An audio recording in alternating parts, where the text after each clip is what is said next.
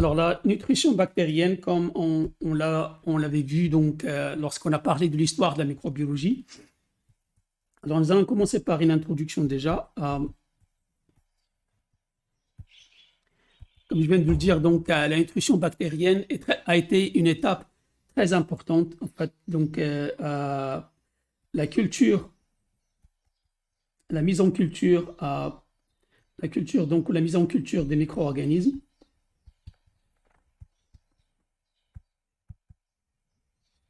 a été une étape primordiale pour le développement de la microbiologie.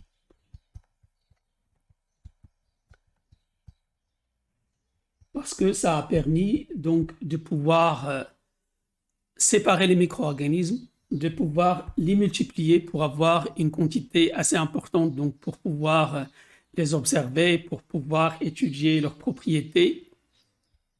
Alors, donc, c'était une étape qui a été très importante. Et donc, pour comprendre un petit peu comment est-ce qu'on peut, donc, quels sont les éléments nécessaires pour la culture d'un micro-organisme, on va tout d'abord voir quelle est donc la composition d'une cellule bactérienne.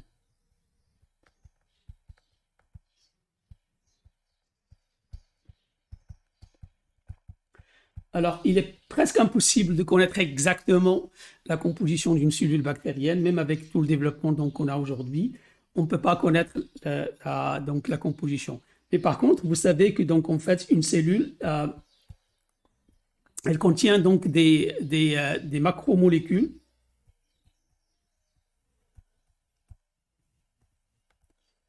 Donc, les glucides, les protéines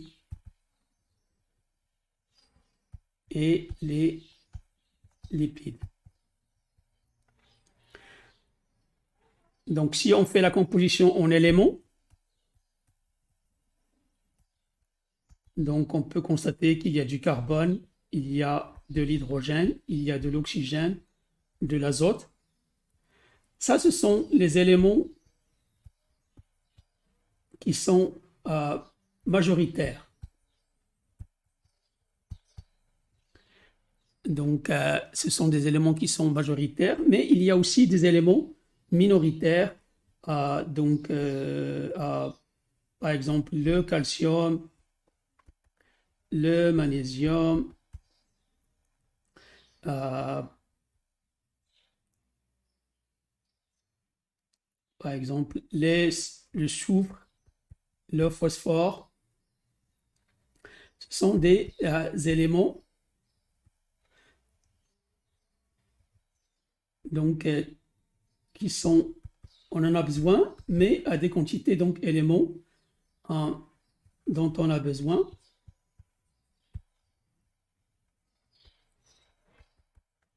En quantité plus faible par rapport aux éléments majoritaires.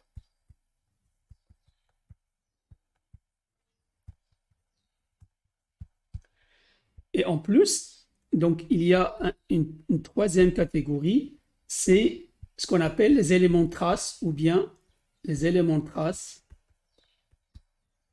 ou bien les oligo-éléments. Et ça comporte un certain nombre de métaux, donc par exemple le fer, le cuivre, le cobalt, le sélénium, etc. Donc ce sont des éléments traces ou bien ce qu'on appelle aussi les oligo-éléments. Et en fait, ce sont des éléments dont on a besoin à de très faibles quantités, en fait, de l'ordre du microgramme, mais ils sont nécessaires, ils sont donc importants, mais donc on en a besoin à des quantités très faibles. Et très souvent, ces oligoéléments sont présents comme contaminants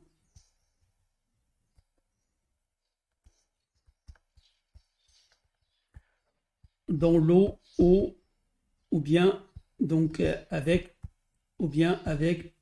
les autres éléments.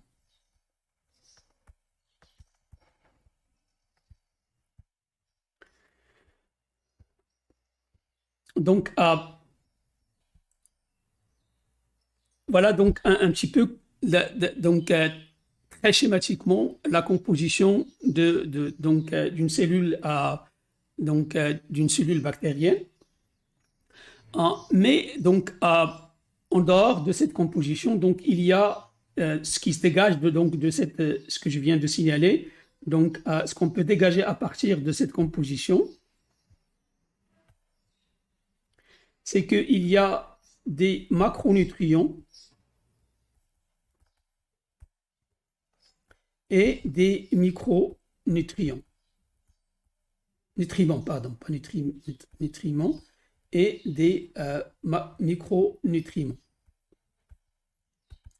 Alors, les macronutriments, c'est donc le carbone, l'hydrogène, l'oxygène et l'azote. Les micronutriments, ce sont le reste, donc le calcium, le magnésium, le soufre, le phosphore. Donc, on en a besoin à des quantités beaucoup plus faibles. Alors, en plus de tous ces éléments-là, il ne faut jamais oublier que donc une cellule, ça contient aussi de l'eau. Donc, l'eau est indispensable. Vous allez voir qu'on oublie très souvent de le mentionner, mais l'eau, il faut savoir que les cellules bactériennes, elles contiennent au moins entre 80 à 90% de leur poids, c'est de l'eau. D'accord? Et en fait, le reste des éléments, ils vont constituer autour de 10 à 20% donc, du poids. Donc l'eau est très importante et donc en plus de tous ces éléments-là, ça fait donc ça permet donc de voir un peu la composition donc de ces cellules. Donc si on a cette composition, ça veut dire que on doit donc lorsque on veut faire l'intrusion donc c'est l'étude des besoins nutritifs de chaque micro-organisme.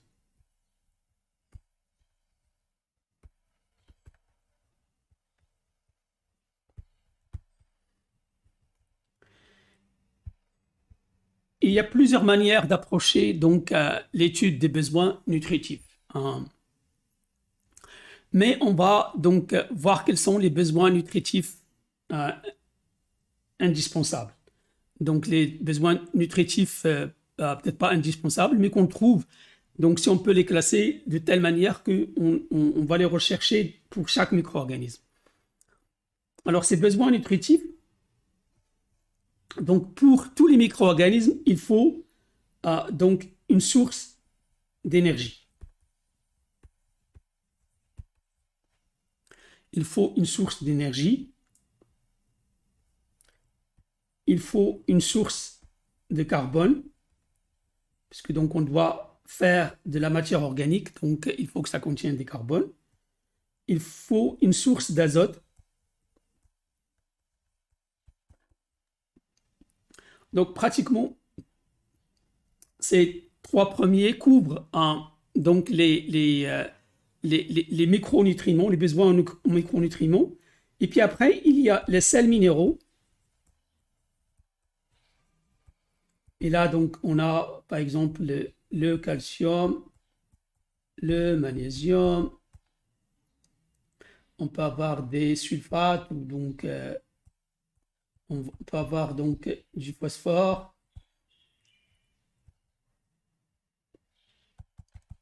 etc. Donc, ça apporte pour les sels minéraux. Il faut des éléments traces ou des oligoéléments. donc en particulier le fer, le cuivre, le cobalt, le sélénium, etc. Donc les éléments traces.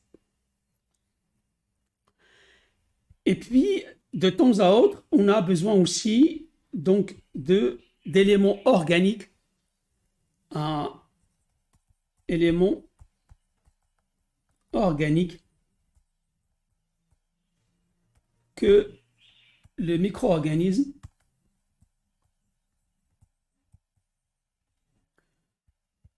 ne peut pas synthétiser.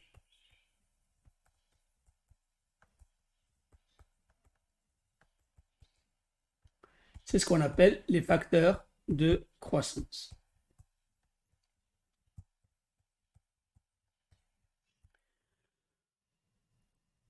Voilà, donc si vous voulez, si très schématiquement là aussi, un petit peu donc les différents besoins nutritifs auxquels il faut répondre. Donc pour les micro-organismes,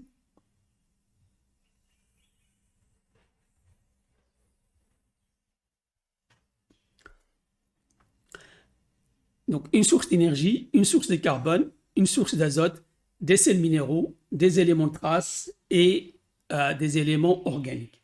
Alors maintenant, on va détailler un petit peu chacune de ces sources, donc, et on va regarder pour chacune de ces sources-là quelles sont les différentes possibilités pour les micro-organismes.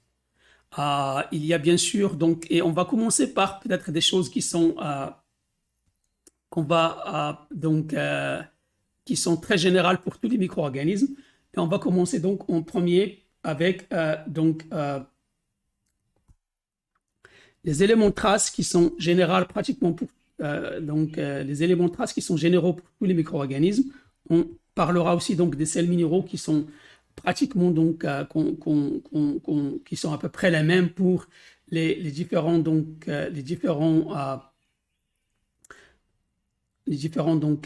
micro-organismes. On parlera donc en trois des éléments organiques, c'est donc des facteurs de croissance. Et puis les parties qui vont être très importantes et qui sont très diverses, c'est les sources d'énergie, les sources de carbone et les sources d'azote. Donc cela, on va les développer un peu plus donc pour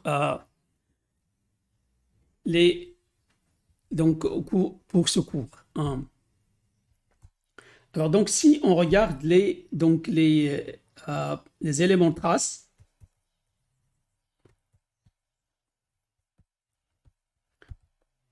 je vous ai dit donc qu'on peut appeler ça les éléments de trace ou bien les oligo-éléments.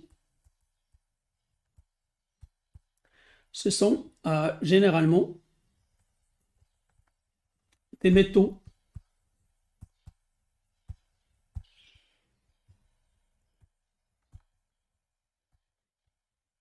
qui jouent des rôles importants, surtout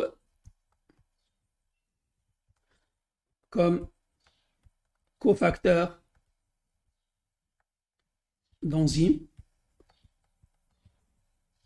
C'est le cas par exemple du cuivre qui est donc important pour les cytochromes.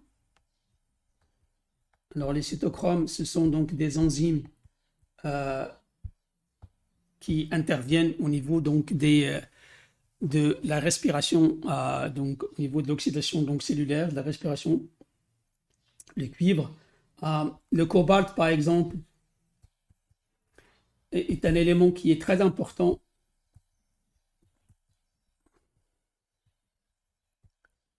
dans la vitamine B12,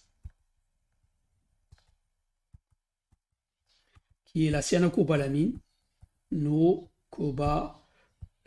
Vous pouvez voir que donc rien, donc le mot cobalt est dans donc cette enzyme. Cette enzyme est très importante pour donc le métabolisme énergétique. Et en fait, chacun donc de ces éléments-là, ils ont donc des rôles qui sont assez importants donc pour le faire aussi. Donc c'est important dans les cytochromes, dans les catalases. Euh, le nickel aussi donc pour un certain nombre d'enzymes. Donc, on ne va pas voir tous les différents composants, mais par contre, on va il faut donc savoir que ces éléments traces sont indispensables, d'accord? Ils sont très importants, ils sont indispensables. euh, et même si donc leurs besoins, généralement, c'est des très faibles quantités et à peu près donc on a les mêmes besoins pour les différents micro-organismes. On retrouve un petit peu la même chose pour les sels minéraux, ce qu'on appelle les sels minéraux. Euh, donc les sels minéraux. Alors là, on va donc apporter des éléments donc, dont on a besoin en quantité un peu plus importante, euh, comme le calcium par exemple. Le calcium, vous savez qu'il est très important donc, dans les transferts cellulaires. Le magnésium aussi est très important. Les sulfates donc, qui apportent des fois donc, la source de soufre. Les phosphates aussi sont très importants. Donc ces sels minéraux sont généralement donc apportés donc à des quantités qui sont autour donc de 1 gramme par litre ou donc autour donc un peu plus bas que ça. Mais donc c'est des éléments qui sont très importants donc pour le fonctionnement de la cellule. Donc les éléments traces et les sels minéraux, ils sont indispensables pour tous les micro-organismes. D'accord? Ils sont indispensables pour tous les micro-organismes. Et on doit donc les apporter dans le milieu de culture. On verra quelques exemples. Vous allez voir un peu donc, comment est-ce qu'on peut introduire ce genre de sels minéraux dans la cellule. Donc, le troisième type de besoins dont je voulais vous parler, ce sont les facteurs de croissance. On va y revenir, donc je vais simplement donc facteurs de croissance.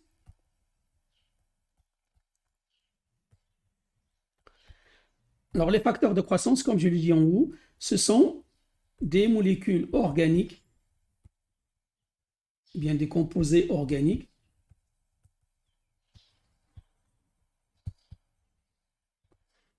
indispensables ou nécessaires si vous préférez, indispensables pour le développement du micro-organisme.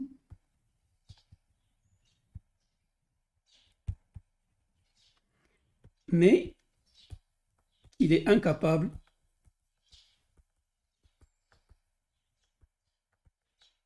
de synthétiser.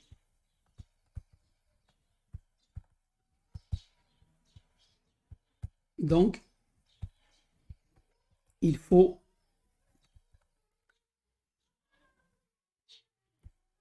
les fournir dans le milieu de culture.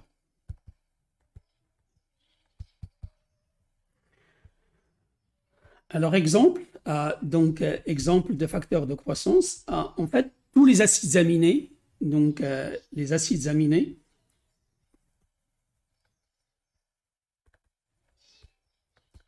par exemple, lysine, tryptophane, donc peuvent être indispensables. Donc, certaines bactéries ne sont pas capables de produire ces acides aminés. Il faut donc leur donner ces acides aminés. En dehors de ces acides aminés, donc l'autre exemple qui est peut-être que vous comprendrez encore mieux, ce sont les vitamines. Donc les vitamines comme la thiamine, la biotine, le pyridoxal, la cyanocobalamin,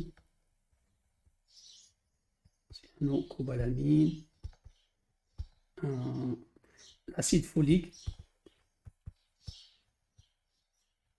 entre autres. Et donc, ces vitamines-là aussi, un peu comme les éléments traces, jouent des rôles très importants pour dans certains processus, donc en particulier donc pour la respiration ou bien pour donc l'oxydation de certaines molécules, comme par exemple les lipides, etc. Euh, c'est donc c'est important donc de pouvoir fournir un peu ces vitamines qui sont nécessaires. Mais en fait, c'est un exemple, ça peut être n'importe quelle molécule, donc ça peut être aussi les bases azotées par exemple, ça peut être n'importe quelle molécule que la bactérie n'est pas capable de synthétiser. Donc les facteurs de croissance, j'ai mis donc facteurs de croissance, ça peut être une seule molécule, ça peut être plusieurs molécules, donc c'est le ou les facteurs de croissance. Alors maintenant, donc, ça, c'est des éléments qu'on trouve, donc, à part les facteurs de croissance, on peut les trouver ou pas les trouver chez certains micro-organismes, mais les sels minéraux et les éléments traces sont indispensables pour tous les micro-organismes. Ils sont à peu près les mêmes, donc on a à peu près les mêmes besoins. D'accord? Alors, maintenant, on va parler donc de la source d'énergie.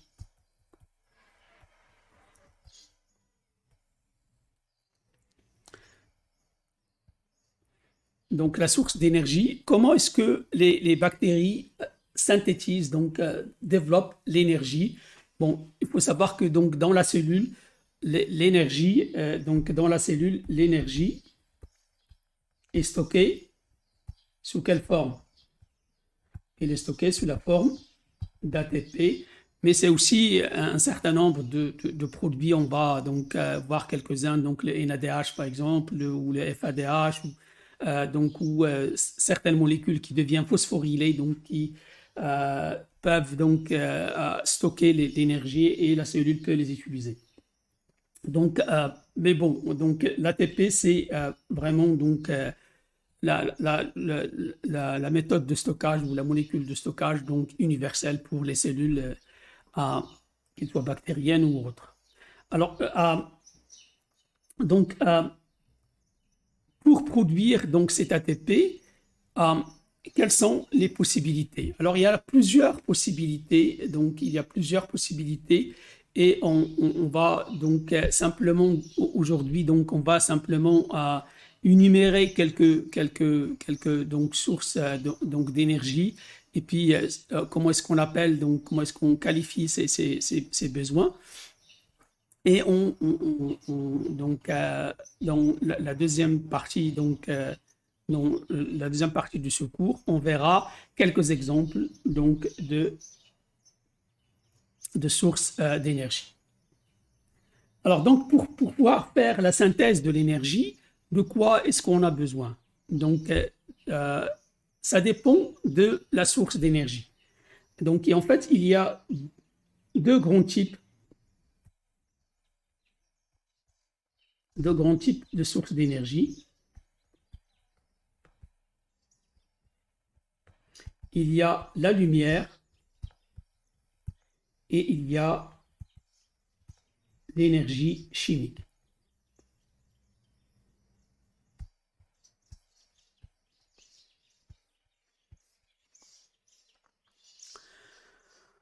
Alors pour la lumière,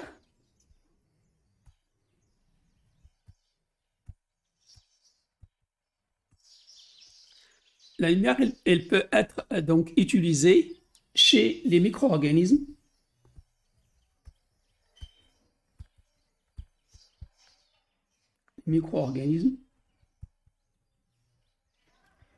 qui possèdent des pigments capables de transformer l'énergie lumineuse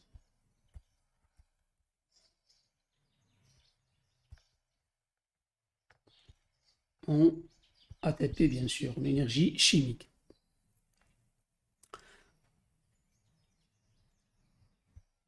Alors, donc, ces pigments, vous les connaissez plus ou moins. Donc, c'est les différents types de chlorophylle, même si chez les bactéries, donc les chlorophylles sont vraiment assez différentes. Donc, il y en a plusieurs qui sont assez différentes des chlorophylles qu'on trouve chez les plantes et les carotènes.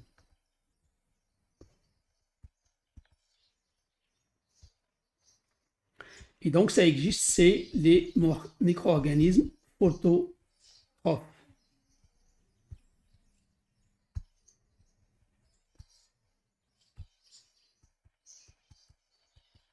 Phototrophes, ça veut dire qu'ils se nourrissent en fait de lumière, les micro-organismes phototrophes. Alors, donc, pour les micro-organismes phototrophes, le métabolisme énergétique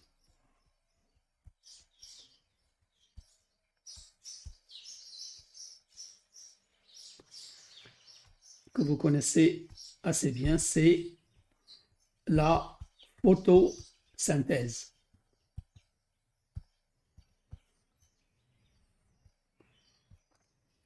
La photosynthèse. Et il existe chez les bactéries deux grands types de photosynthèse. Alors donc, on va voir la photosynthèse que vous connaissez.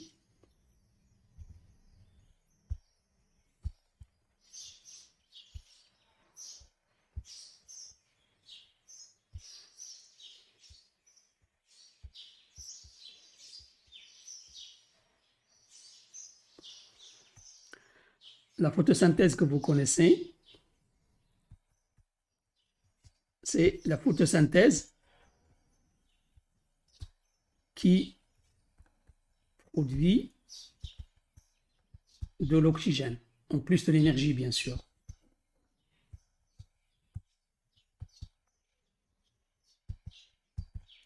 Alors, on appelle cette photosynthèse la photosynthèse oxygénique.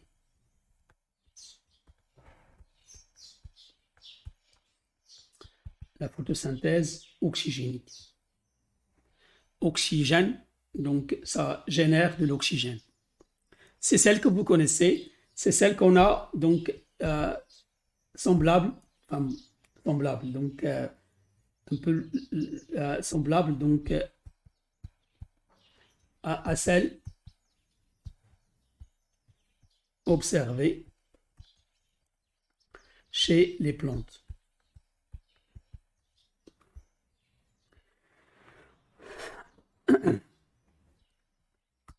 Bon, donc chez les plantes, on a des pigments donc de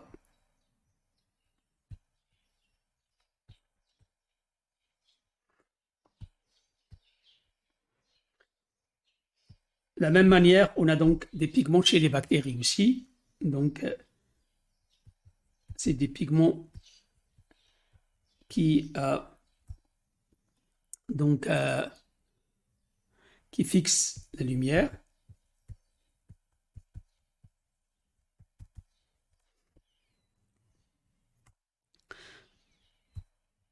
Donc, on a la lumière donc HMU,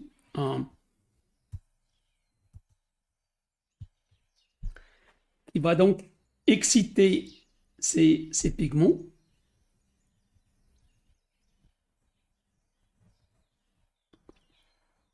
Et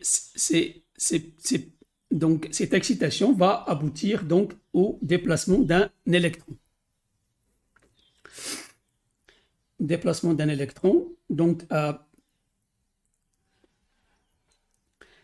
et là, on a besoin donc, pour que le pigment revienne, il faut que cet électron passe donc sur une autre molécule. Donc, en particulier chez les oxygéniques, c'est H2, donc c'est de l'eau qui va recevoir donc les électrons et qui va être transformé en oxygène. Donc, en oxygène, et en recevant des électrons.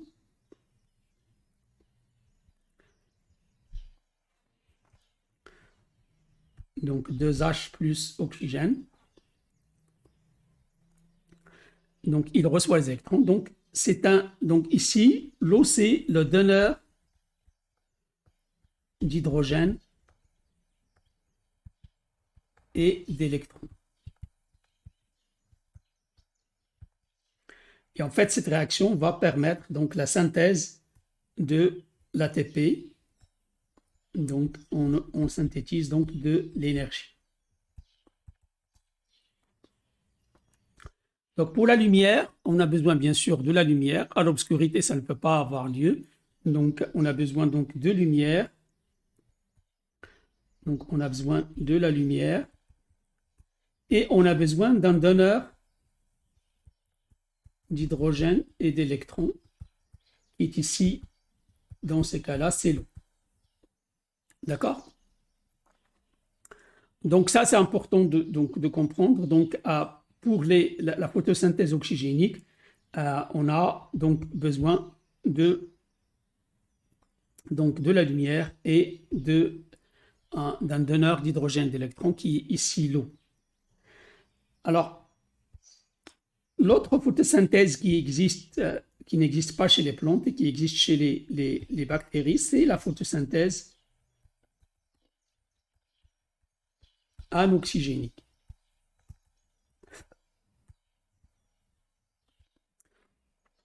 Donc, elle ne produit pas de l'oxygène.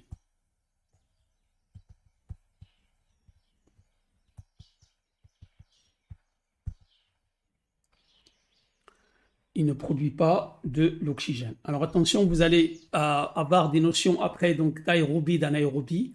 Faites attention qu'ici on parle de production. On ne parle pas donc que la bactérie aérobie ou anaérobie, on ne parle pas de ça. Donc on parle simplement du métabolisme et qu'est-ce qu'il produit. Donc dans ce cas-là, alors donc je vais donner un exemple donc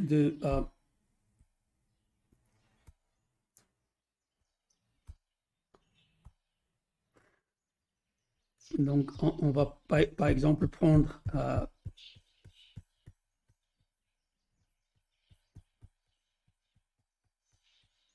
donc ça c'est des pigments. Il faut savoir que en fait chez les bactéries, les carotènes peuvent donner des couleurs très différentes. Ça peut partir du bleu vraiment jusqu'au rouge avec donc des choses intermédiaires entre donc pour le vert, etc. Donc de la même manière, on a toujours de la lumière.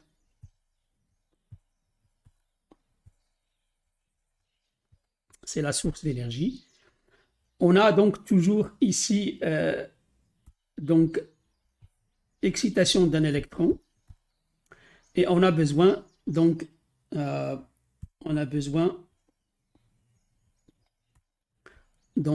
donneur d'hydrogène et d'électrons. Et c'est ça qui fait la différence. On peut avoir donc, par exemple, H2S, mais on peut avoir d'autres. Donc, il faut qu'il y ait une molécule qui va donner donc de l'hydrogène qui est différente de l'eau. Et donc là, ça va donner du soufre et de l'hydrogène et ça va récupérer donc de l'énergie. On récupère donc de l'énergie. Elle récupère donc les électrons et la synthèse d'ATP. Voilà donc pour la photosynthèse oxygénique et la photosynthèse anoxygénique. Alors, donc, et nous allons revenir aux organismes qui sont donc des phototrophes. Hein. Donc, des phototrophes, on va y revenir en détail pour voir les différentes possibilités pour donc le donneur d'hydrogène et d'électrons et les différents pigments, les différents groupes de phototrophes. Alors maintenant, si on regarde, donc, on vient donc de voir donc la lumière comme source de carbone, comme source pardon, d'énergie. On va voir donc là, donc la source d'énergie si elle est chimique.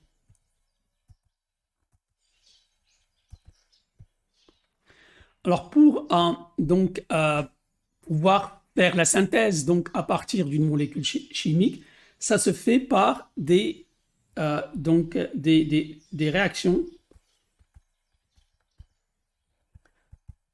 d'oxydoréduction,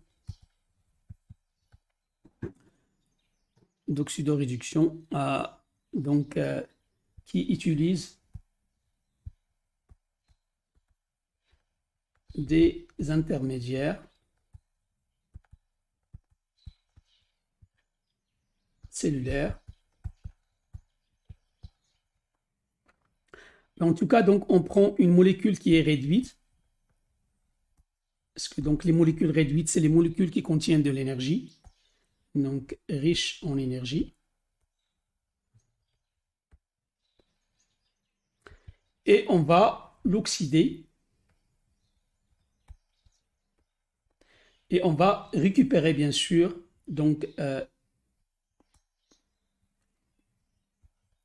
on va récupérer donc l'énergie sous forme d'ATP. Alors des fois il faut donc plusieurs ça fait intervenir plusieurs cycles.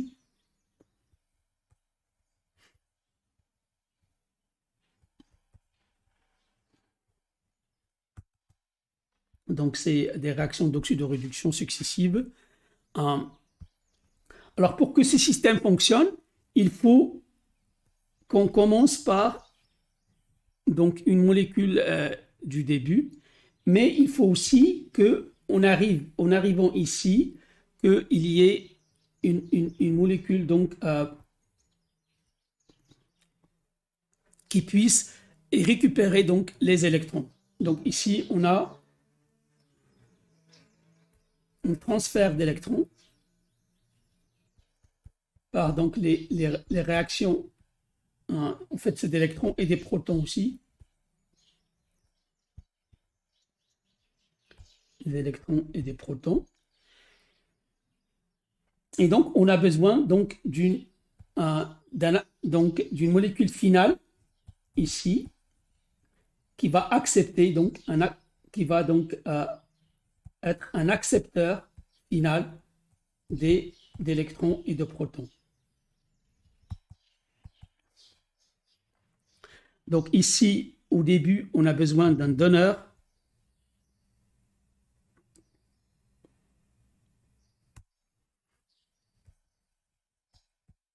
Un donneur d'hydrogène et d'électrons.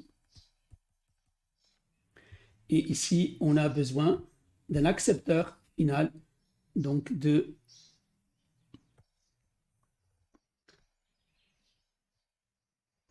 un accepteur final, un donneur initial donc d'électrons et d'hydrogène et un accepteur final.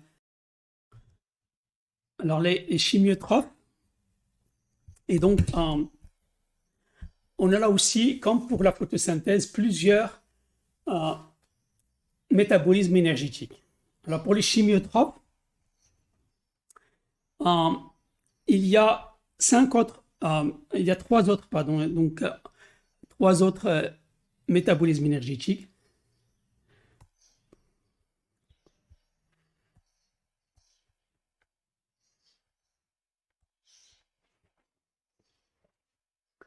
Métabolisme énergétique.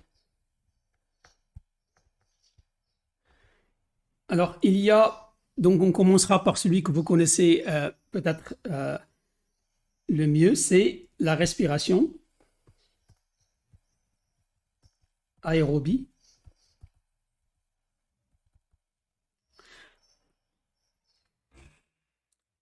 Donc, il y en a trois.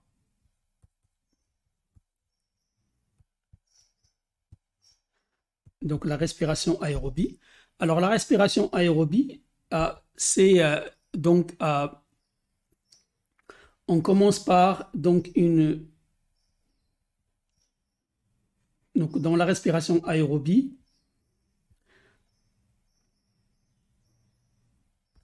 on a une oxydation.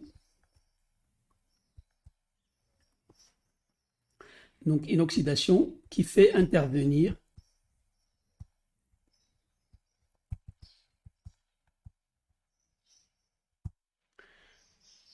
les enzymes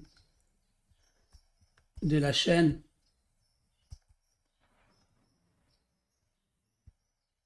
respiratoire cellulaire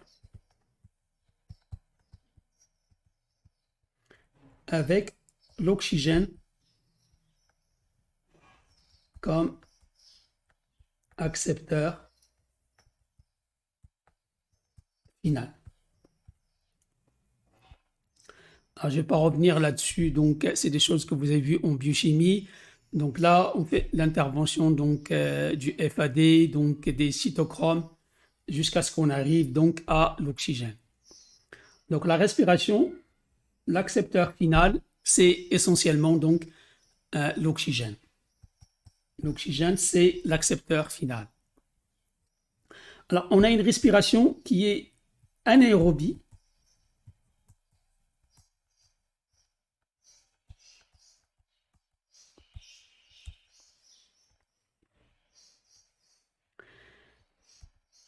Alors, il fait intervenir les enzymes de la chaîne respiratoire. Donc, intervention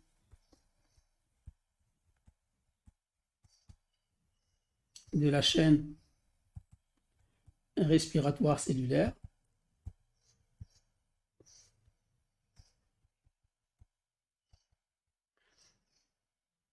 Mais l'accepteur final n'est pas l'oxygène. N'est pas l'oxygène. Donc, dans ces deux cas-là de la respiration, la synthèse, donc, pour les deux respirations,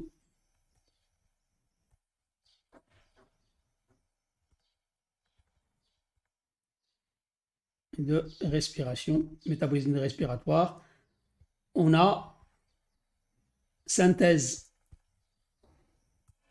d'ATP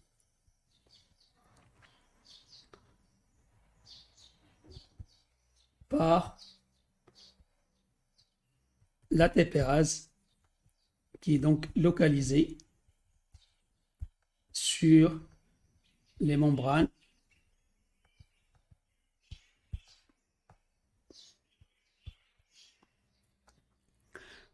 donc pour les bactéries, donc c'est sur la membrane cytoplasmique.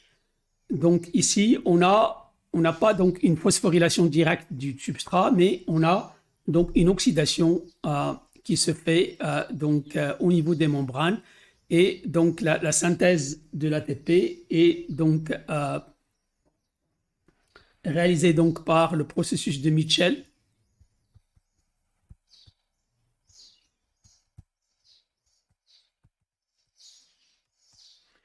Et donc dans lequel on a donc des protons qui sont donc rejetés dans le milieu intermembranaire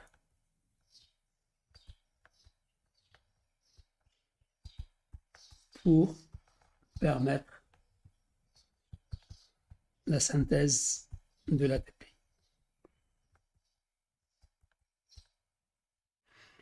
Alors, le troisième métabolisme énergétique, c'est la fermentation.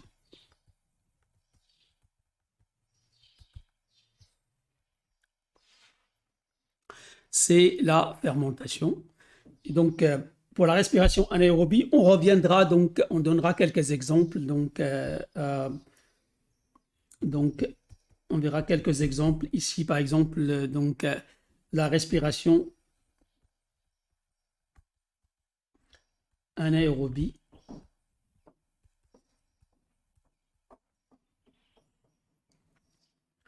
Des sulfates. Donc, ce qui veut dire que SO4 2 fois moins, accepte les électrons. On verra quelques autres exemples donc, quand on arrivera donc, à la diversité du métabolisme. Alors pour la fermentation,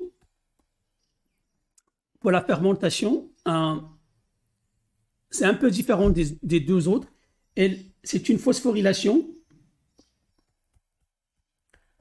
Phosphorylation au niveau du substrat.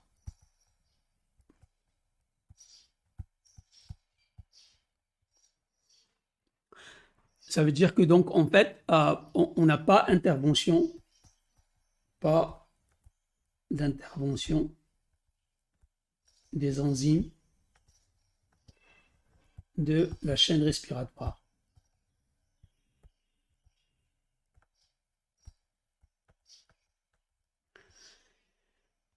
Et du coup, donc, l'accepteur final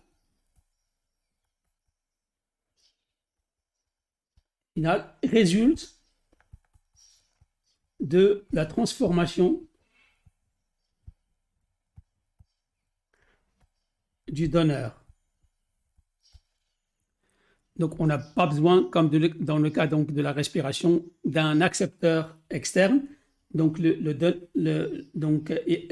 l'accepteur résulte. Pour vous illustrer ça, je vous donnerai donc l'exemple donc de la glycolyse. Donc, la glycolyse, vous avez vu en biochimie, pas pour les bactéries en particulier, mais ça existe aussi chez les bactéries. Donc, la glycolyse, en fait, on a donc le glucose qui va être ici le donneur initial, donc le donneur d'hydrogène et d'électrons. Et il va être transformé, bien sûr, en glucose 6-phosphate. Après, c'est donc le fructose 6-phosphate, le fructose 1-6-phosphate. Et donc, le fructose 1-6-phosphate va vous donner le 2-dihydroxyacétone. Donc, et le dihydroxyacétone va donner donc le glycéraldéhyde. D'abord le glycéraldéhyde 3-phosphate et puis 2-phosphate. Et puis après le glycéraldéhyde, donc on obtient donc le phosphoglycérate. Et puis après, c'est le phosphoénol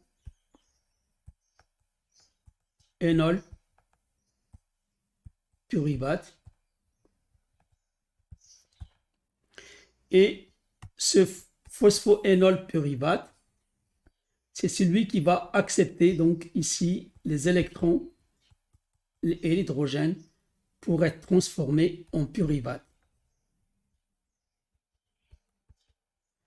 Et le pyruvate va s'accumuler, s'il n'est pas utilisé, il s'accumule dans le milieu parce que c'est la dernière molécule qui a résulté donc de l'acceptation des électrons. Donc la fermentation, on a besoin simplement du donneur puisque l'accepteur, donc c'est un métabolisme qui est donc un peu particulier. La fermentation,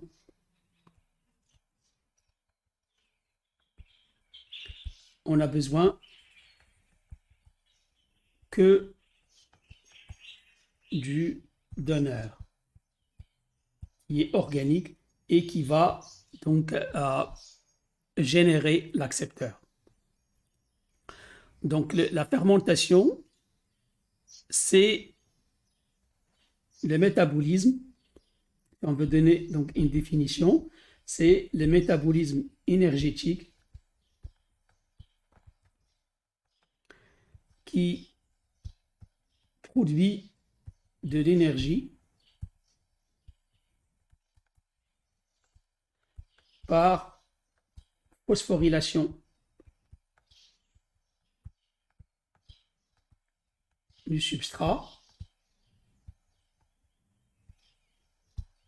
en plusieurs étapes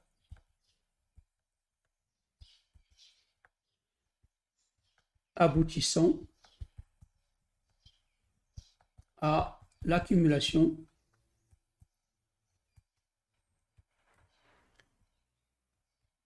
de la molécule qui résulte du transfert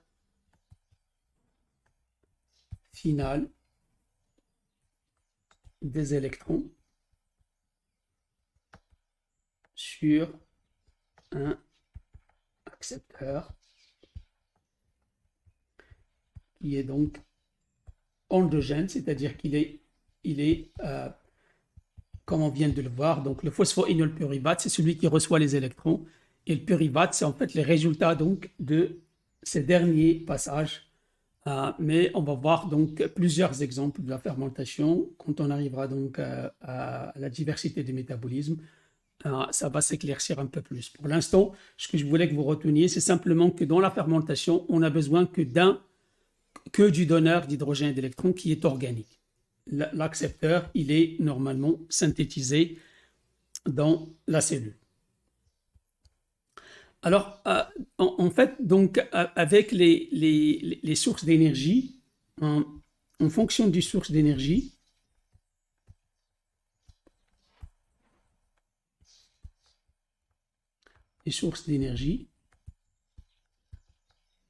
on définit un certain nombre de classes énergétiques qu'on appelle les types trophiques, c'est-à-dire donc les différentes possibilités. Alors, si on veut les schématiser, on peut les schématiser donc par la source d'énergie.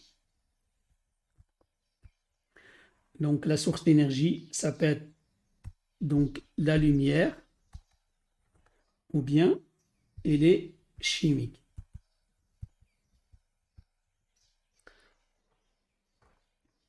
Et dans le cas de la lumière, on parle donc de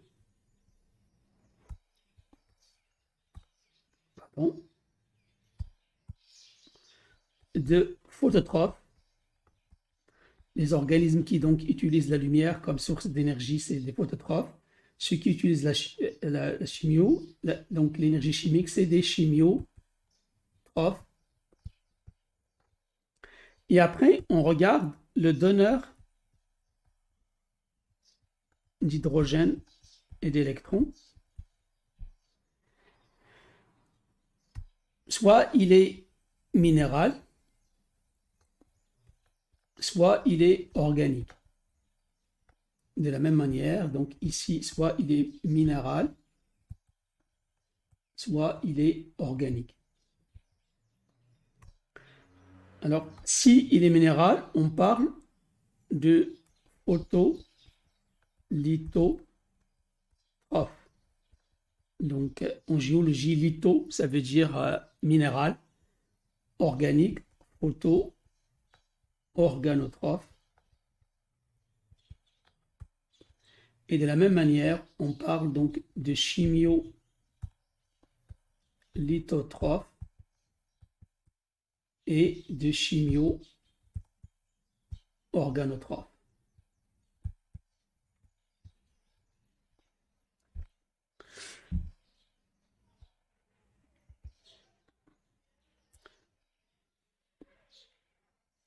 Alors, pour l'accepteur,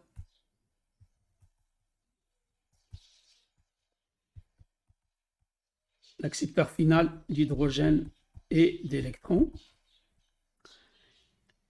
il y a trois possibilités. C'est soit de l'oxygène, soit un minéral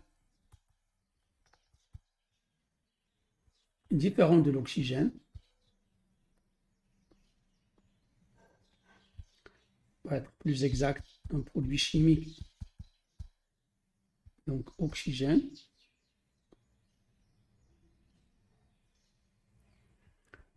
Donc, externe différent de l'oxygène, ou bien donc l'accepteur, il est endogène, c'est-à-dire qu'il est interne. Et donc ici, on a la respiration aérobie. Avant de passer donc à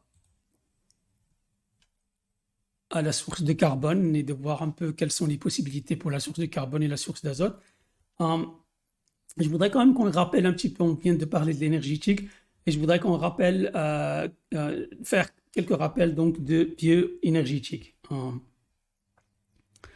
Donc rappel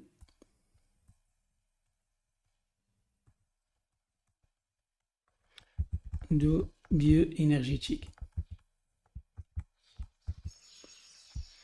Des choses, je pense que vous avez déjà vues en biochimie, mais bon, au cas où ça n'est pas vraiment bien intégré, on va donc le refaire. Donc, on vient de voir que, en fait, l'énergie est produite à travers l'échange d'électrons et de protons aussi en général sont liés. Donc, ce sont des réactions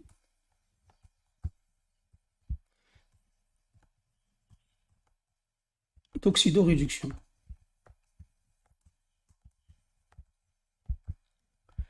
Dans lesquelles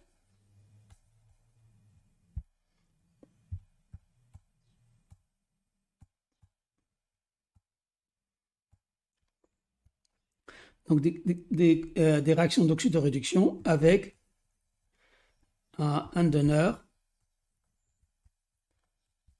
et un accepteur d'électrons. Alors pour illustrer ça, on va donner un exemple sur lequel on va revenir après d'ailleurs. C'est les bactéries qui oxydent l'hydrogène. Donc si on prend l'hydrogène, il va être dissocié. Donc si on regarde ici l'hydrogène, donc je vous ai mis donc un rappel pour donc le nombre d'oxydation. Si on regarde ici le nombre d'oxydation pour l'hydrogène, il est 0. Et donc l'hydrogène, il va être donc essentiellement dissocié donc en deux protons. Ici, on a plus 1. Et donc, comme on a deux protons, donc ça fait plus 2 électrons. Donc ça, c'est la demi-réaction du donneur. H2, c'est la molécule qui est réduite. Et cette molécule va être donc oxydée. Donc pour cela, on va prendre donc un demi de O2 et on va donc l'oxygène ici il est 0 et on va faire donc O, on va produire O de moins. Donc on a besoin de 2 électrons. Ça c'est la demi-réaction de l'accepteur.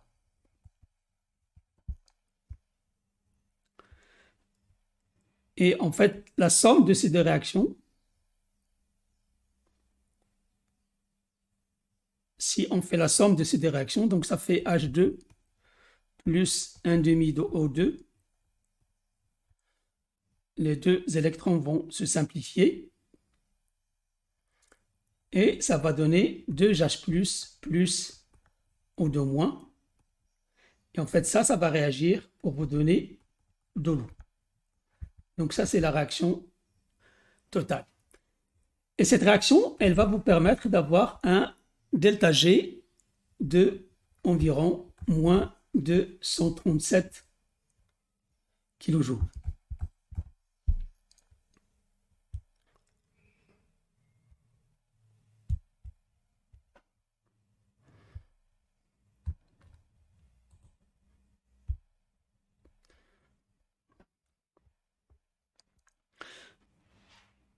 Alors, ce qui est très important, c'est donc les quelques notions que j'ai pas fait passer ici, c'est que vous puissiez donc quand même voir que d'abord le nombre d'oxydation des molécules est très important. Et donc, c'est un peu ce qui nous permet de voir combien il y a d'électrons sont transférés. Et en fait, si on regarde donc le couple d'honneur, le couple d'honneur, c'est donc H2, 2H+, et le couple récepteur,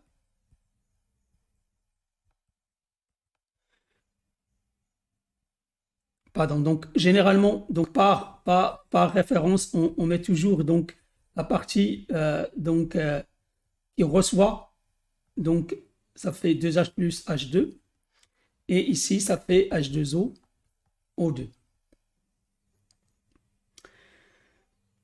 Et quand on regarde donc le potentiel redox,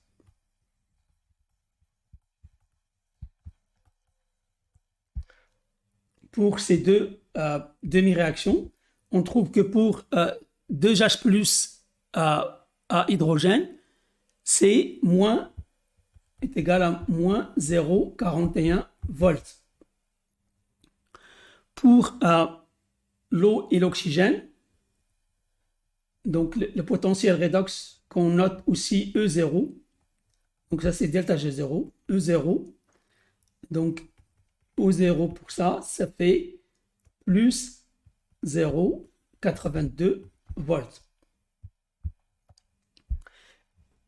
Et donc ça, c'est vous donne donc le potentiel redox. Et en fait, le potentiel redox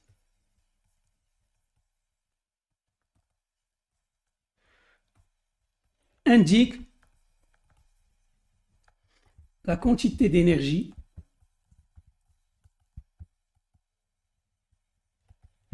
qui peut être libérée.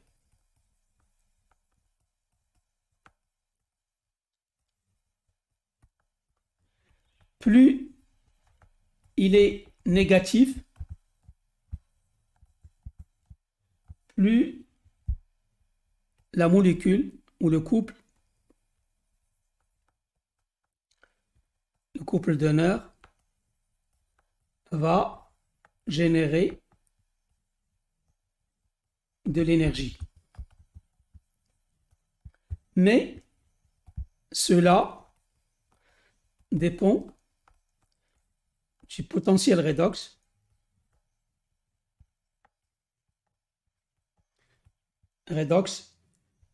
du couple accepteur.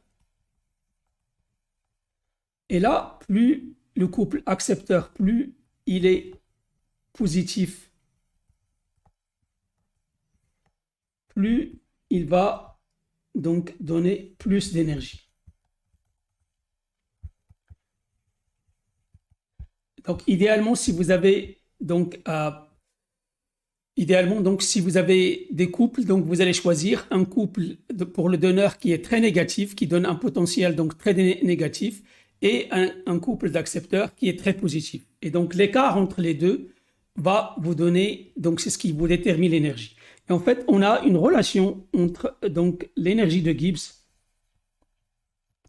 l'énergie libre de Gibbs,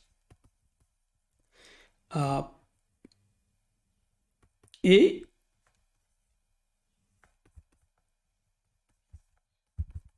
la différence de potentiel, donc la différence de potentiel, donc ici c'est la différence de potentiel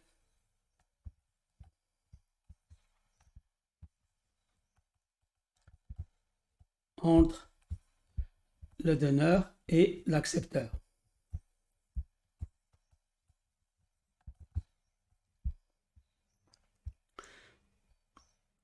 Donc, si je fais une légende donc pour chaque terme, delta 0, G0, c'est l'énergie libre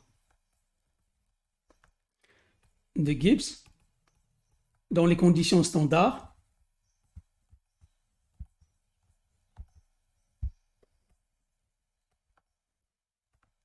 Alors, les conditions standards, c'est donc une température donc de 25 degrés Celsius.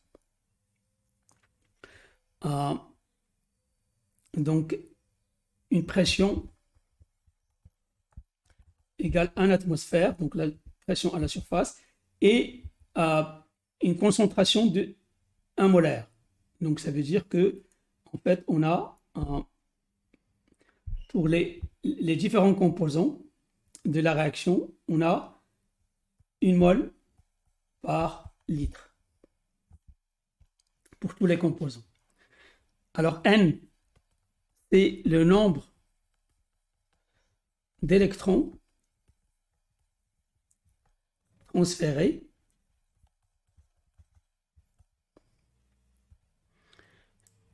F, c'est la constante de Faraday. Elle est égale à 96,5 kJ par volt.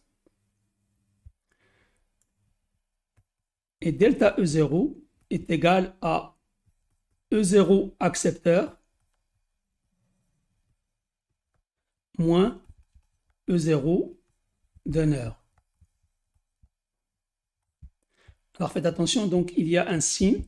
Alors si on applique ça à la réaction d'hydrogène, d'oxydation de l'hydrogène, donc on a donc delta G 0 est égal à, donc on transfère combien d'électrons? On a transféré donc 2 électrons. Voilà. Et on a donc le potentiel pour donc le donneur et pour l'accepteur. Donc delta G0 est égal à moins,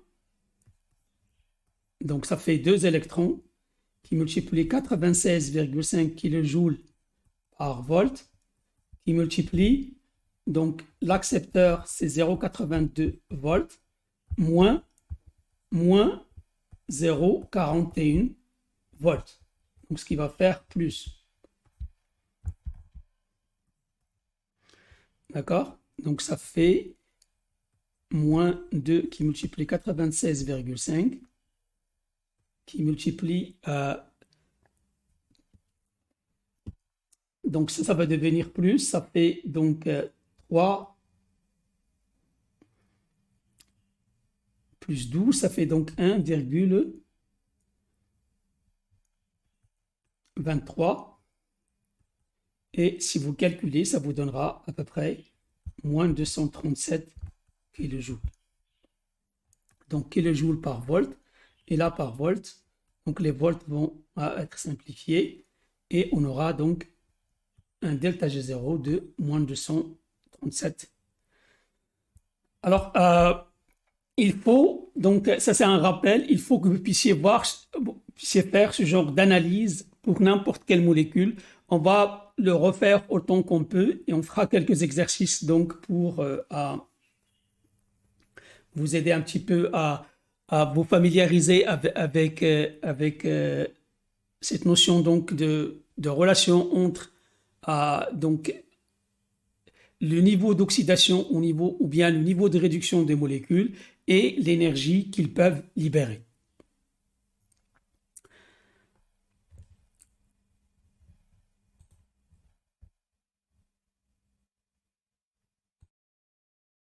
Maintenant, on va donc parler de la source de carbone. Donc, la source de carbone. Donc, les cellules donc, sont formées. Les cellules donc, sont formées de matière organique.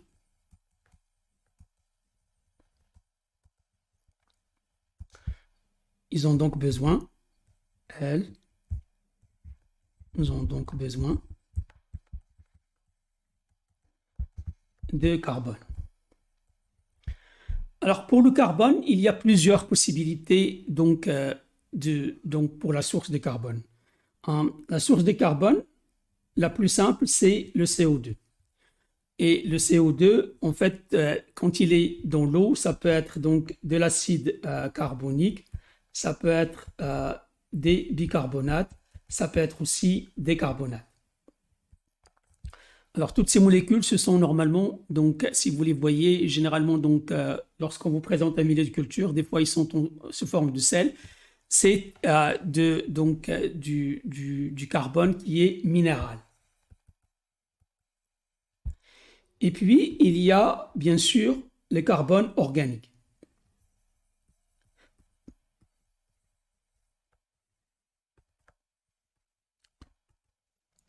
Et là, on a vraiment beaucoup de possibilités. Donc, les glucides, les lipides, les protéines, etc. Donc, tout ça, ça peut constituer des sources de carbone. Et en fait, les bactéries peuvent utiliser un large éventail donc, de molécules organiques comme source de carbone. Pas simplement, donc, il y a même certains types de plastiques.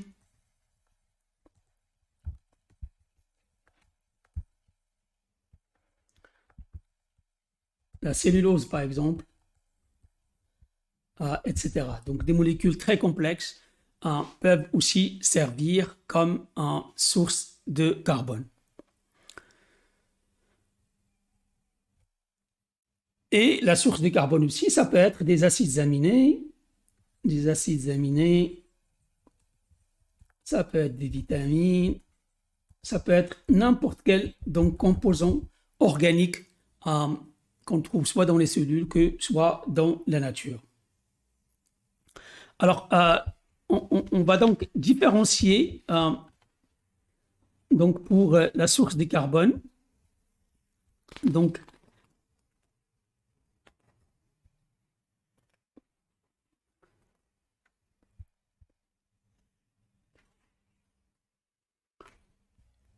lorsque donc les micro-organismes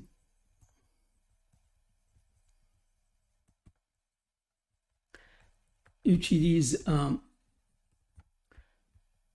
le carbone minéral, on dit qu'ils sont autotrophes.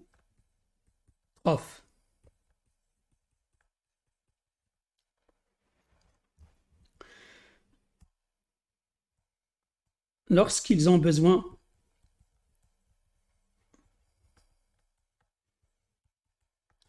de carbone organique, ou lorsque j'utilise le carbone organique, on dit qu'ils sont des hétérotrophes.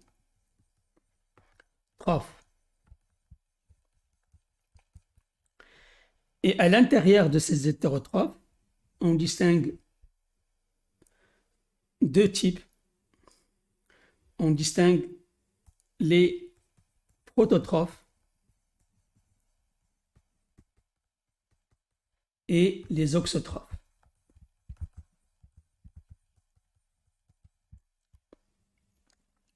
Alors les prototrophes, ils ont besoin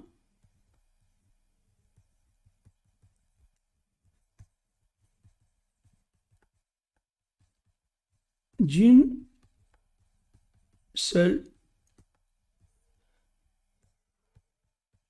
molécule organique.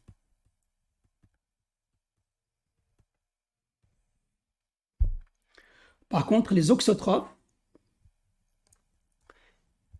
ils ont besoin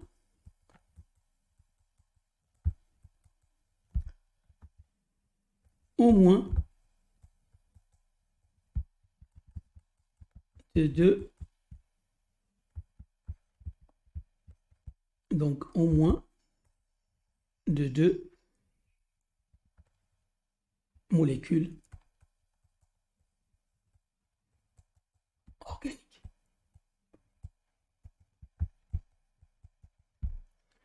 Et en fait, ils ont besoin donc Donc, ils ont besoin des facteurs de croissance.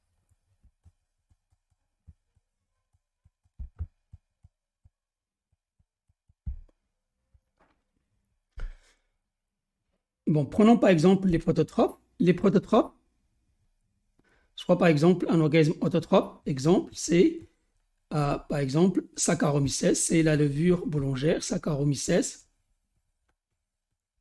cerevisiae. C'est un micro-organisme qui est prototrope. Il faut donc simplement lui donner, donc il a besoin simplement d'une seule source de carbone, qui peut être le glucose en particulier. Si par contre, je prends un autre exemple donc d'un micro-organismes qui sont auxotrophes, ce sont les bactéries lactiques. Alors les bactéries lactiques, comme Saccharomyces, ils vont avoir besoin du glucose. Mais en plus, ils ont besoin de plusieurs acides aminés.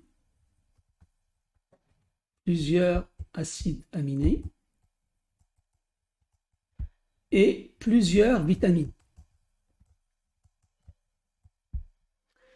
Et donc, ces deux composés sont des facteurs de croissance. Alors, comme on l'a dit en haut, les besoins ne sont pas très importants. Donc, pas autant que le glucose. Mais ils ont quand même besoin qu'il y ait une certaine quantité de ces facteurs de croissance. Sinon, parce que le micro-organisme n'est pas capable de faire la synthèse de ces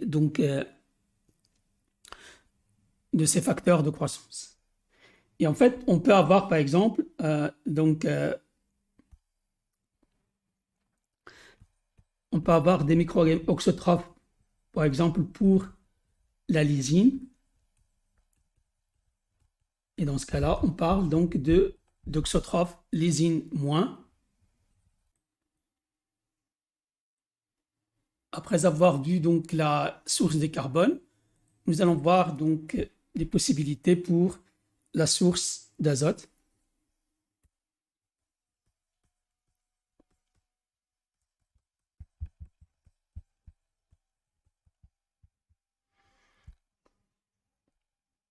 Alors pour la source d'azote, là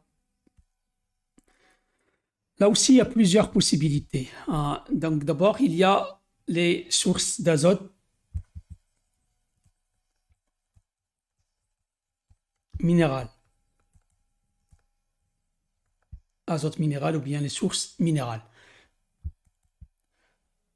Alors les bactéries donc, sont capables d'utiliser l'azote atmosphérique.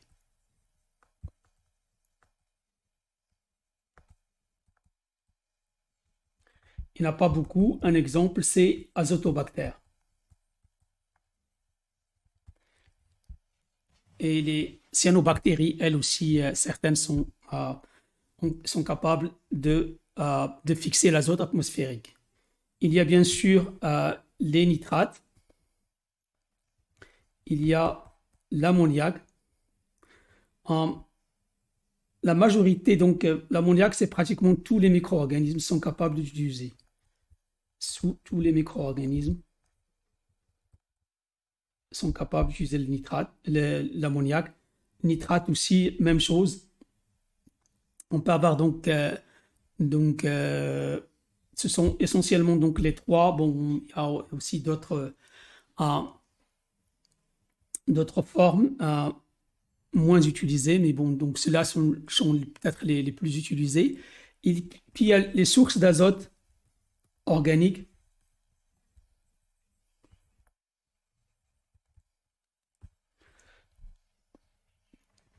Alors là, donc l'azote organique, ça peut être de l'urée, par exemple. Ça peut être un acide aminé. ça peut être des peptides, ça peut être des protéines. Donc tout cela sont des possibilités donc pour la source d'azote. Alors maintenant, donc, qu'on a vu un petit peu les différentes possibilités pour les différentes sources, on va passer donc à un autre paragraphe qui est donc la formulation des milieux de culture. La formulation des milieux de culture. Donc, une fois qu'on connaît par exemple les besoins d'un micro-organisme, on va essayer donc de répondre à ces exigences. Et on va donner un exemple pour Escherichia coli, par exemple. Escherichia coli, voilà un milieu qui va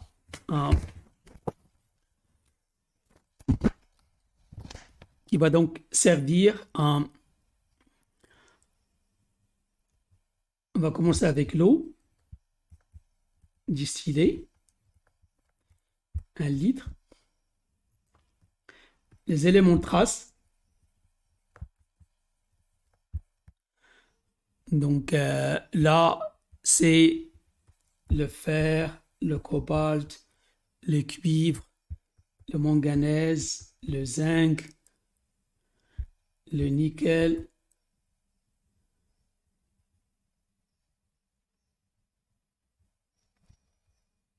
et le molybdénum, à peu près 5 microgrammes chacun. Comme on l'a dit auparavant, donc les éléments de trace, on en a besoin à des quantités très faibles. Et puis on vous donne donc K2 HPO4, 7 grammes, KH2PO4, 2 grammes, CaCl2, 0,1 g,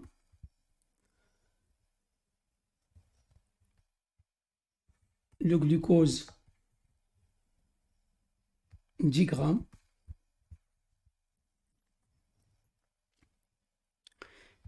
et donc le pH, il est égal à 7.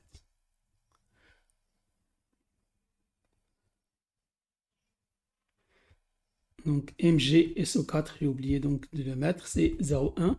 Par contre, CaCl2, c'est 0,02. 0,02, voilà. Alors donc, on va essayer de voir quel est le rôle donc, de chacun des éléments qu'on a sur ce milieu de culture. Bon, l'eau, bien sûr, rien à dire, c'est l'eau.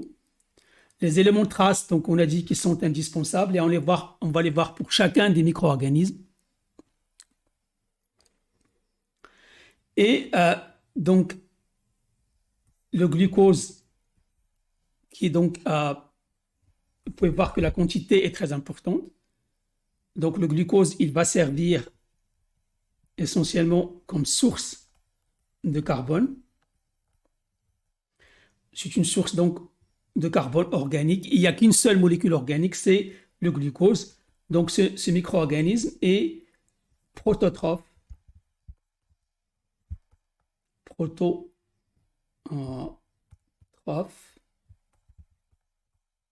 Il est hétérotrophe, prototrophe.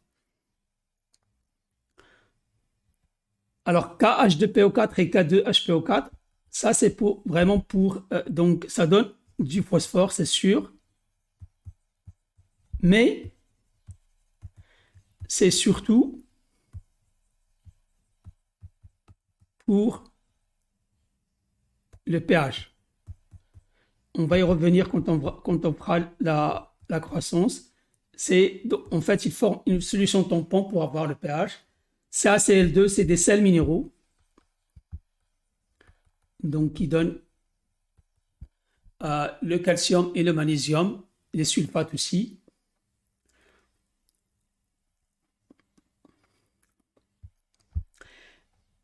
Et ce qui est intéressant dans ce milieu-là, c'est un milieu qui est, ce milieu est bien défini, ce qu'on appelle un milieu synthétique. Donc on n'a que des produits chimiques qu'on connaît et on connaît la concentration de chacun. Maintenant, voyons un autre exemple pour la même bactérie, pour Escherichia coli, toujours. Mais cette fois-ci, le milieu va contenir du glucose, 15 grammes, de l'extrait de levure, 5 grammes, KH2PO4,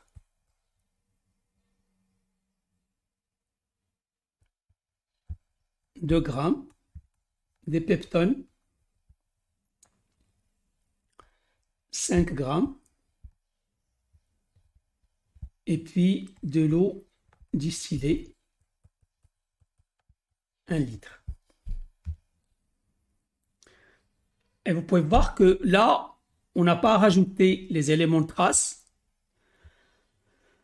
et on n'a pas donc rajouté des sels minéraux. Alors, d'où est-ce que ça va venir, donc les sels minéraux et les éléments de trace? Alors, ça, c'est ce qu'on appelle un milieu. Donc, c'est un milieu usuel. Un milieu de culture usuel. Ça veut dire que donc on peut l'utiliser pour n'importe quelle application. Et c'est par définition un milieu qui est mal défini, car on ne connaît pas la composition exacte.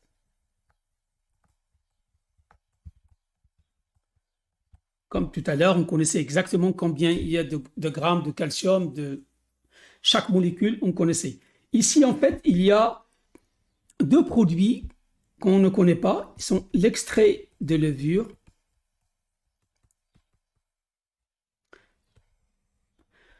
Alors, l'extrait de levure, qu'est-ce que c'est? Comment est-ce qu'on le fabrique? Donc, l'extrait de levure, on digère. Donc, c'est une digestion à froid des levures. Et c'est un produit qui est très riche en vitamines, en acides aminés,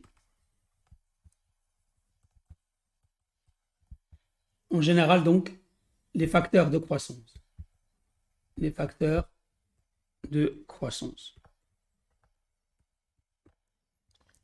Donc là, l'extrait de levure, on le rajoute essentiellement pour enrichir donc en source de carbone organique.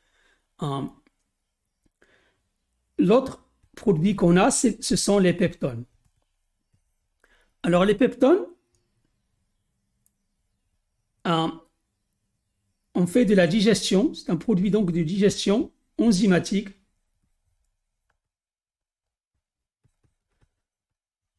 des protéines.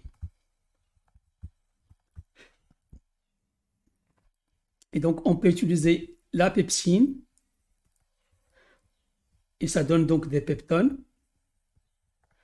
On peut utiliser la trypsine et on appelle ça des tryptones. Et on peut mélanger les deux. Donc, c'est ce qu'on appelle, donc, si on a les deux, donc, les deux enzymes, on obtient une peptone pancréatique.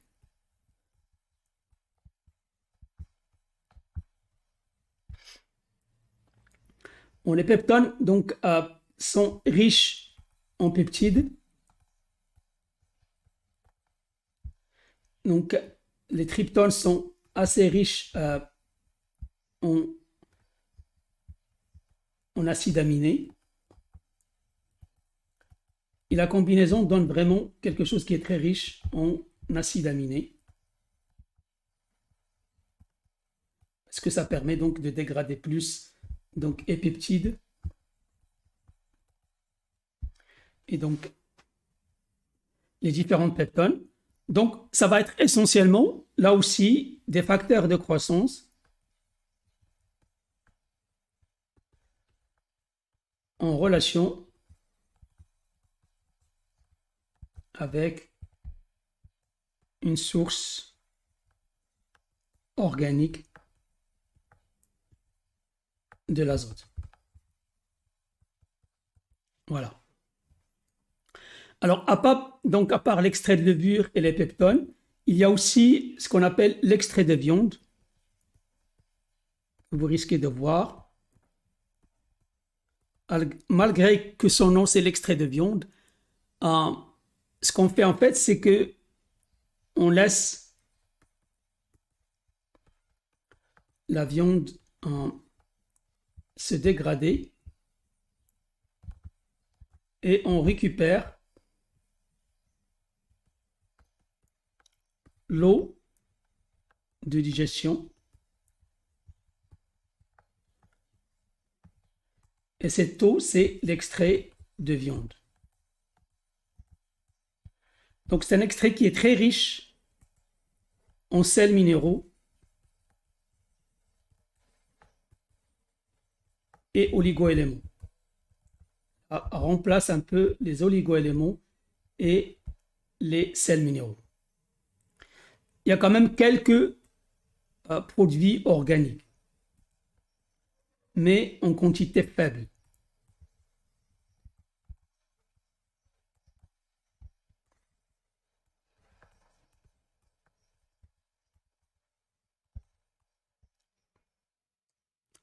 Donc voilà les peptones, l'extrait de viande, l'extrait les peptones, l'extrait de viande, l'extrait de levure. Et il y en a d'autres. Donc vous allez rencontrer d'autres produits. Ces produits-là, généralement, tous ces produits-là, la caractéristique principale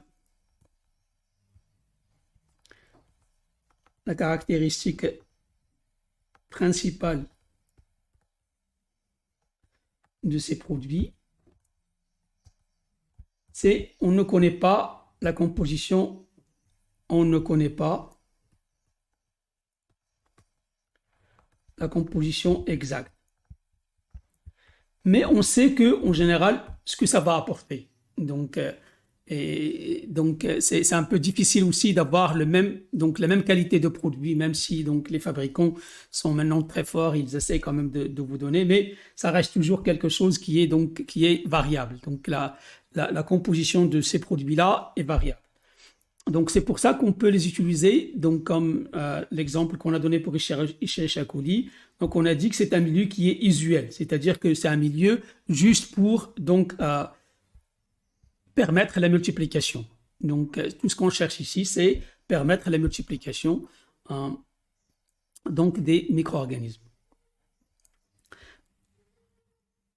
Alors juste pour vous donner encore un milieu qui est donc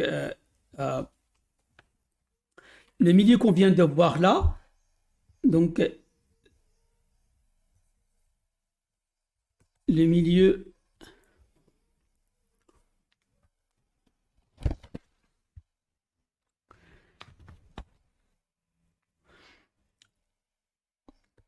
donc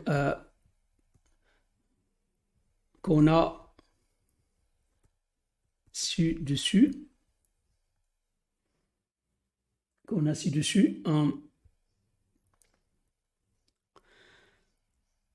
peut aussi servir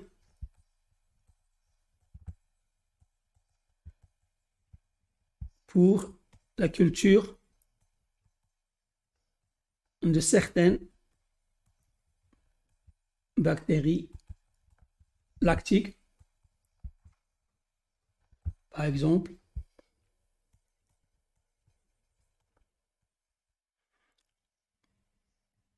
le conostoc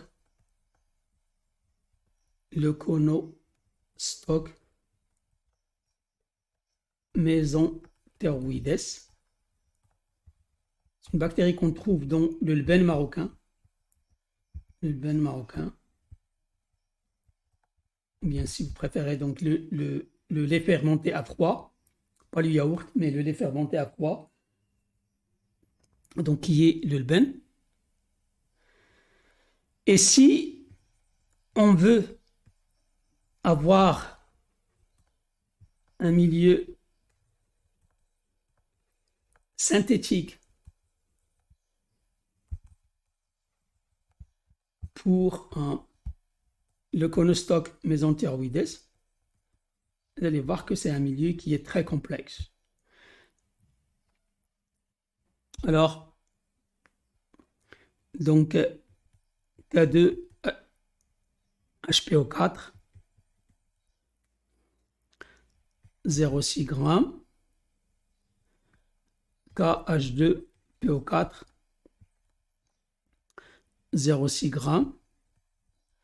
NH4Cl, 3 g, MgSO4, 0,1 g, glucose 25 g,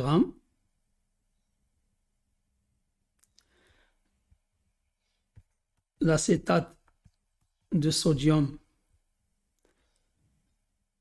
25 g,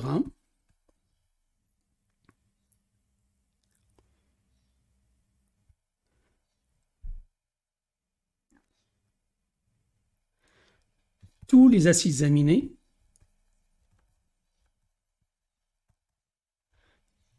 à peu près donc à 150 microgrammes. Là, donc, c'est la lysine, l'alanine,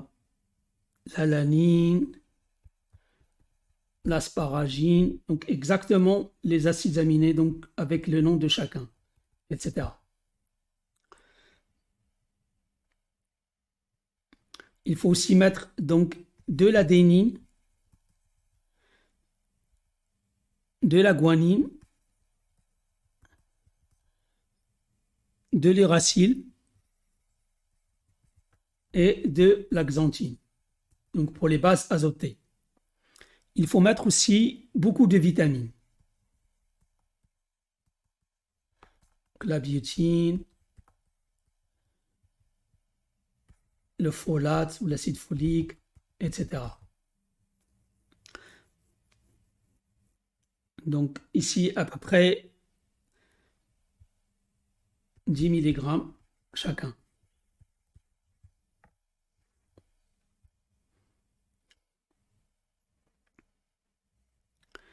Les éléments traces qu'on a donné tout à l'heure en haut, donc le fer, le cobalt, etc. Donc à peu près 5 microgrammes chacun. Et puis de l'eau distillée. Et vous pouvez voir que c'est un milieu qui est très complexe parce que on a besoin de plusieurs, donc on a besoin de, en fait, de plusieurs facteurs de croissance.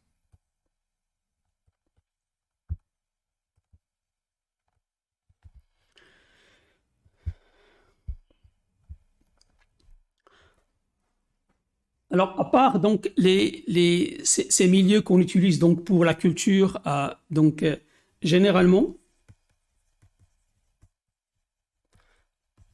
on réserve les milieux synthétiques parce qu'ils sont assez difficiles à préparer pour des études de physiologie ou de biochimie. Les milieux usuels, mal définis, sont utilisés pour les cultures en quotidien. Donc, tout ce qu'on cherche, c'est simplement à multiplier. Alors, il existe d'autres types de milieux que vous allez voir d'ailleurs en TP, qui sont donc les milieux sélectifs et différentiels. Milieux sélectifs et différentiels. Alors, les milieux sélectifs et différentiels, ils font donc deux choses, la sélection et la différenciation. Alors, ce sont des milieux qui sont utilisés pour isoler, en fait, sélectionner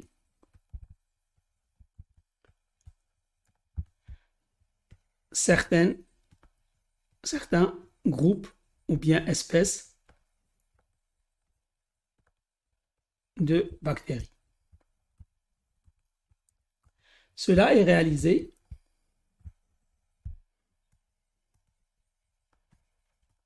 par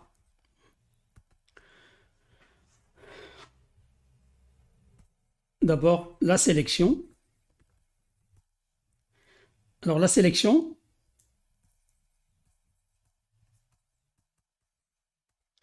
va permettre d'inhiber les groupes bactériens non désirés. Pour cela, on utilise des produits inhibiteurs.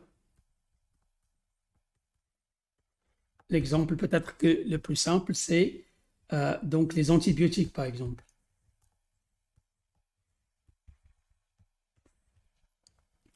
Donc, sinon, donc en TP, vous allez voir cette année, donc en TP, donc en TP, vous allez voir deux milieux sélectifs et différentiels. Donc, on va commencer par le milieu de Chapman. Milieu de Chapman. Alors, c'est un milieu qui est utilisé pour la sélection des staphylocoques. Alors, comme vous l'avez appris donc, dans la première partie de ce module, les staphylocoques, ce sont des bactéries donc qui, certaines peuvent causer des maladies, en particulier pour donc le staphylocoque doré qui donne des boutons. Donc, c'est pas vraiment, on ne va pas revenir, mais donc les staphylocoques, c'est un groupe de bactéries, donc c'est un genre de bactéries, Staphylococcus. Et donc, le milieu de Chapman, il contient donc il contient donc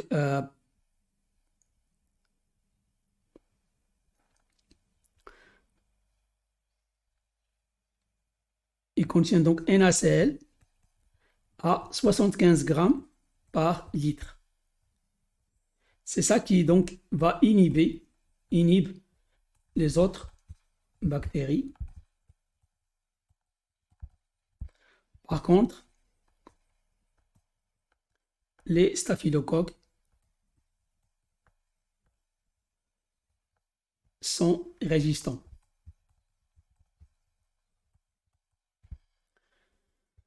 L'autre milieu que vous allez voir, c'est le milieu de McConkey pour la sélection d'Escherichia coli.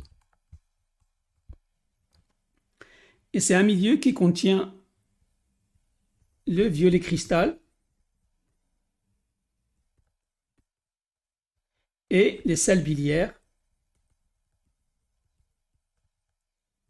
qui tous les deux inhibent la majorité des bactéries, sauf Escherichia coli. Alors, le problème, c'est que la sélection n'est jamais parfaite. Donc, les milieux sélectifs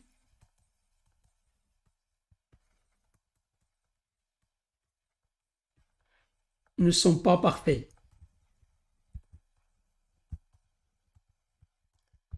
Il y a toujours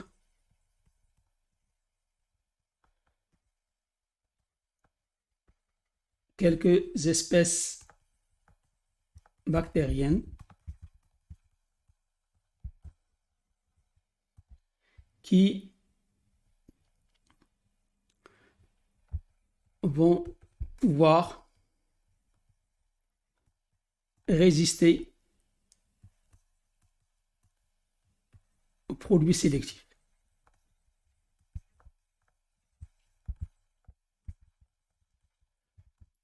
C'est pour ça qu'on fait appel, pour cela, qu'on fait appel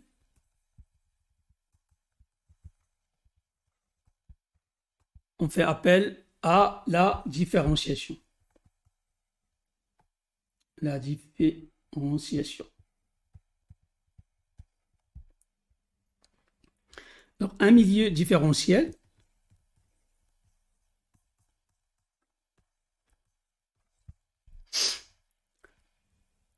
il va prendre une propriété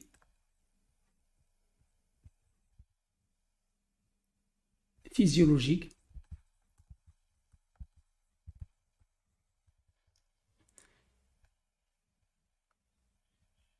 et on va utiliser cette propriété donc pour distinguer entre les bactéries ayant poussé sur le milieu sélectif.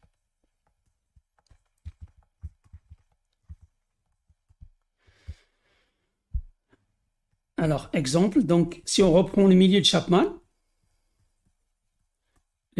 donc en plus du sel, il contient aussi du mannitol. Alors, le mannitol, c'est une sorte de sucre. Hein, donc, c'est un peu, donc, il y a un sucre en fait qui s'appelle le mannitose. Donc, les mannitols, c'est un polyalcool qui est très proche. Et en plus de ce mannitol, on rajoute le rouge de phénol.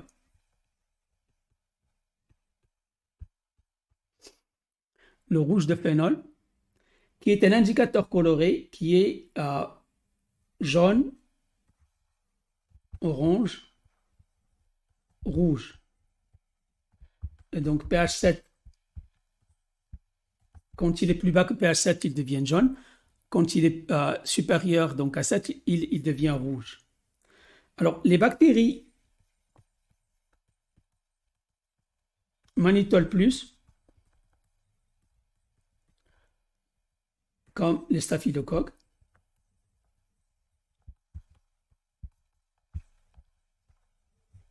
apparaissent jaunes.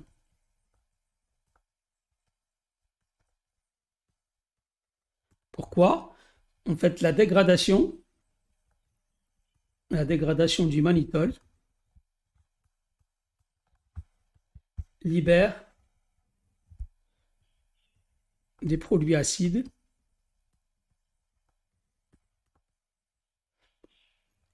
par exemple les pyruvate ou autres, donc qui vont acidifier le milieu.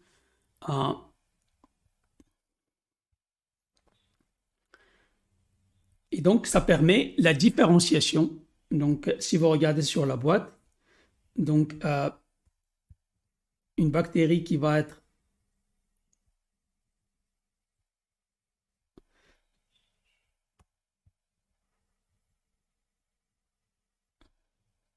donc, elle est mannitol moins, négative. Par contre, la jaune, elle est mannitol positive. Et donc, en fait, les staphylocoques, ils sont mannitol positifs. Donc, si on regarde donc les bactéries qui sont mannitol plus, donc on peut distinguer entre, donc ce qui nous permet d'augmenter nos chances de bien reconnaître l'espèce qu'on est en train de chercher. Alors enfin, il y a aussi des milieux de conservation.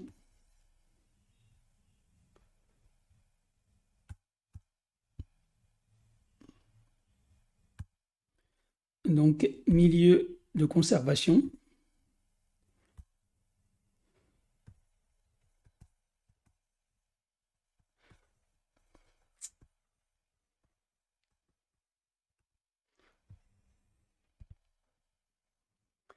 Donc, les milieux de conservation,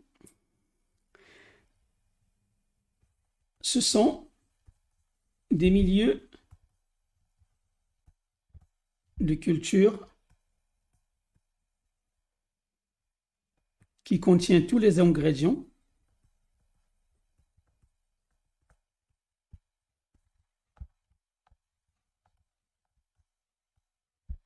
mais à faible dose.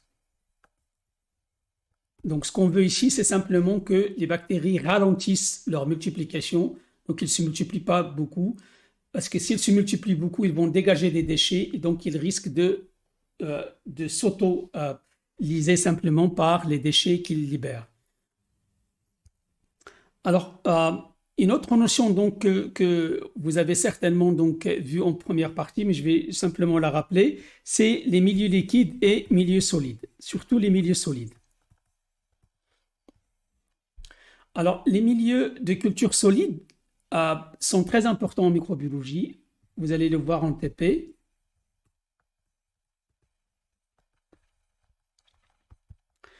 Parce qu'on peut donc séparer et on peut donc faire les repiquages assez facilement sur ce milieu-là.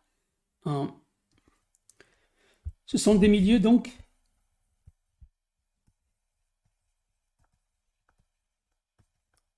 auxquels, donc si on prend le milieu par exemple tout à l'heure que je donnais à Escherichia coli, on va rajouter en plus de tous ces ingrédients donc de l'agar. Et on obtient de la gélose, si vous voulez. Donc l'agar plus l'eau, ça donne de la gélose. Et on parle donc de milieu solide ou bien de milieu gélosé. Milieu gélosé ou bien milieu solide.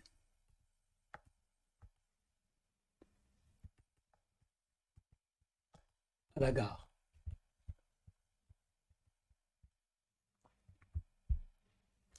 Voilà. Alors, l'agar, c'est un polysaccharide extrait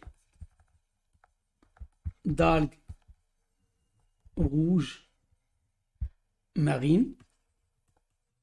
En fait, si vous partez sur la côte du Maroc, en particulier donc vers El Jadida, il y a beaucoup de gens qui récoltent donc ces algues et ce sont ces algues qui sont utilisées pour l'extraction donc de l'agar.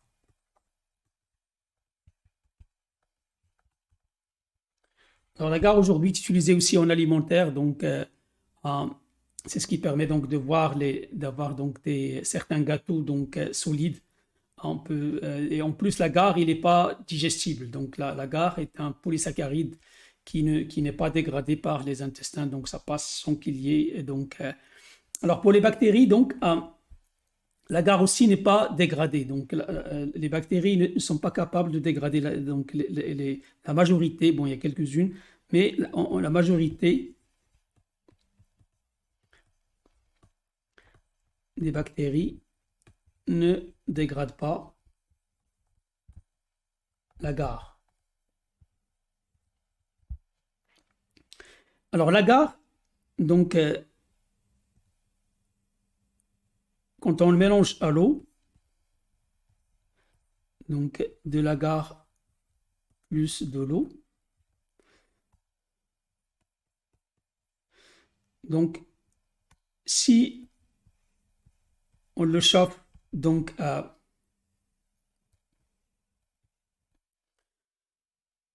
on chauffe.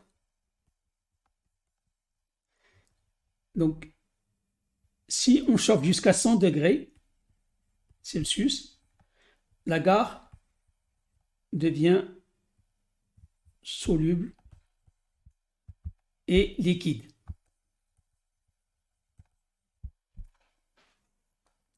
Une fois qu'il est liquide, si on le laisse se refroidir,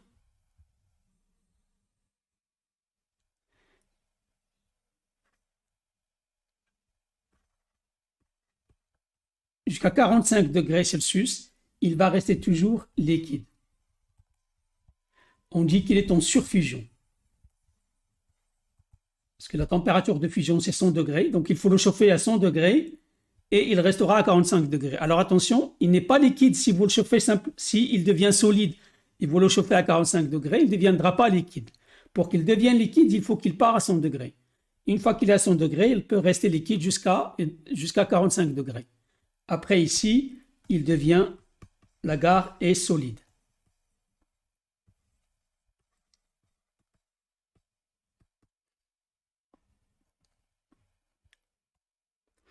Donc, si on met ici 0 degrés Celsius, donc une fois que donc, la température devient plus basse que 45 degrés, et vous allez voir donc avec donc le reste des donc si vous continuez avec nous en microbiologie, vous allez donc voir que cette propriété est très utilisée pour d'autres